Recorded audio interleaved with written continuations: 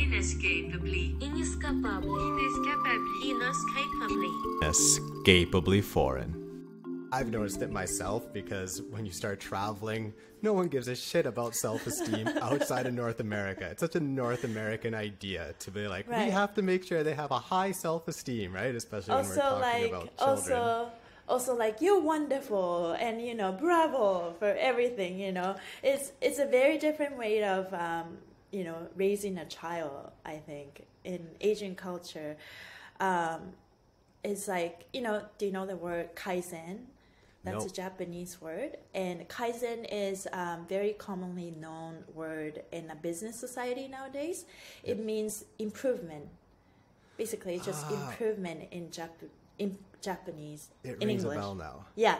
And so more people know about this word, Kaizen. And I think business people use this particular Japanese word Kaizen because it's just stoic, you know, it's just like perfectionist. And living in Japan, we're constantly pressured to be perfect. And instead of just appreciating what we are good at, it's like, okay, we're good at this, but then let's look at this one thing that is not. and you know, it doesn't make me feel good at all, but that's how I was raised. And or just subconsciously, I just applied that perceptions and beliefs in myself. So I always under pressure to be better and the best, and I never felt enough. Yeah. It's interesting because everything you're telling me right now is spot on to what I learned theoretically in cultural psychology. Like they did one study with Japanese Canadians. I think it was at UBC. So some of the Japanese students and then some of the people from a European background. And when the Europeans, this was completely arbitrary, right? But when the Europeans were told Canadians, but with a European background, when they were told you did a good job, like this was great, they wanted to keep going, right? And when they told the Japanese students, you did a good job, they stopped the activity. And then on the flip side, when they told the Japanese students, you didn't do a good job, they just kept going and they wouldn't give up. Whereas the people from a European background were like, okay, screw this. I want to do what I'm good at, not what I'm bad at. Right? That's interesting. Like, even when I teach dance, we talk about, like, you know, how our words are very powerful, especially I'm in a position where I guide next generation of kids. So I'm very careful with how I use my words. And also, it took me a while to get to where I am, like teaching dance in a different language, you know, like second language. And I think the word good job is kind of like, it's like it doesn't have a lot of context anymore, right? It's like a good job. You can just say to anyone, everyone. So sometimes I consciously use the word great effort. And that means like, I'm not saying that you did a wonderful job, and but I acknowledge your hard work and keep it up. Yeah. Kind of thing.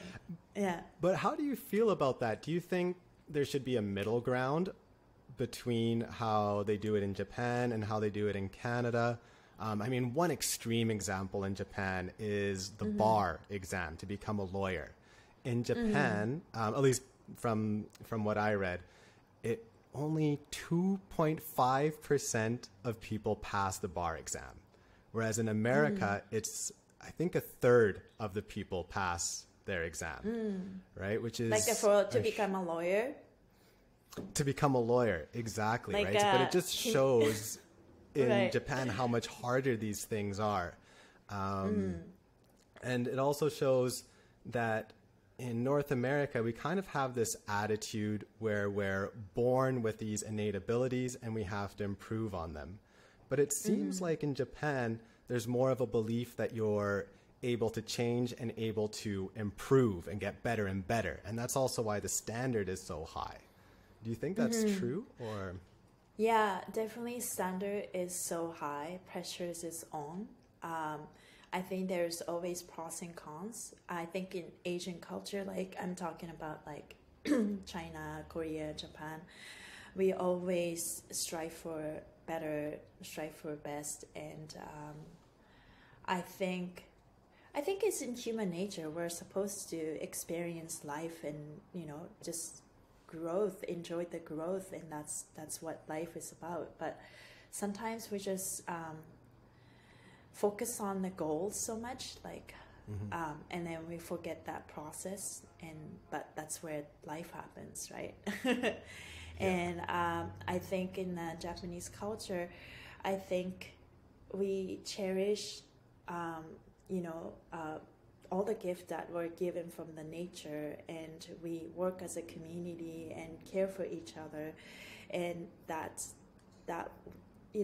ingrained in our culture. But I think lately everything is digitalized, and we're supposed to be polite in every situation, and we just, like women's were suppressed, and we don't know how to express ourselves.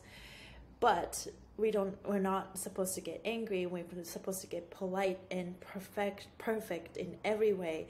And we're just ignoring those emotions, right? And then like almost like we create the image of like, we have to be this perfect human beings that don't make any mistakes, and we just have to be perfect all the time. Be nice. Yeah. Let's talk a little bit about that, how it is to be a woman in Japan versus a woman in Canada, because I know, Canada's somewhere in the middle, but New Zealand, a lot of Scandinavian countries, they score very highly when it comes to equality with women and men, whereas Japan scores quite low, not as much as I think Pakistan and some other countries, but I think it's number 4 on the chart that I saw. That Japan has much more, let's say, traditional gender norms, right? And in North America, it's a little bit more progressive, not as much as Scandinavian countries or New Zealand. But what's it been like for you as a woman in Japan and in Canada? Do you feel like you have more of an equal opportunity in Canada or not? I think I don't necessarily believe that Japanese always, like in culture, like especially where I'm from, like it's a small town, the leader of the house is always the father. Right? The father takes care of the wife and the children, and that's the house, and that's how it goes. But and then women can strive to be great, but not so great. Then we beat the men, kind of thing. Okay. And I think it's a lot of Japanese women nowadays don't get married. Because they were afraid that they were career oriented, and then it's a common practice that once you get married, you're supposed to quit your job. Okay. And because you have to choose between your career and your marriage, and that's a weird concept to you probably. And so I remember when I was in university we were in university studying all these materials, and I asked my friend, what do you want to be in the future? And she's like, yeah, I think I'm just gonna get a job and then probably like for 3 years until I get married and then quit and then become a housewife. It's like, ooh. And that's very common.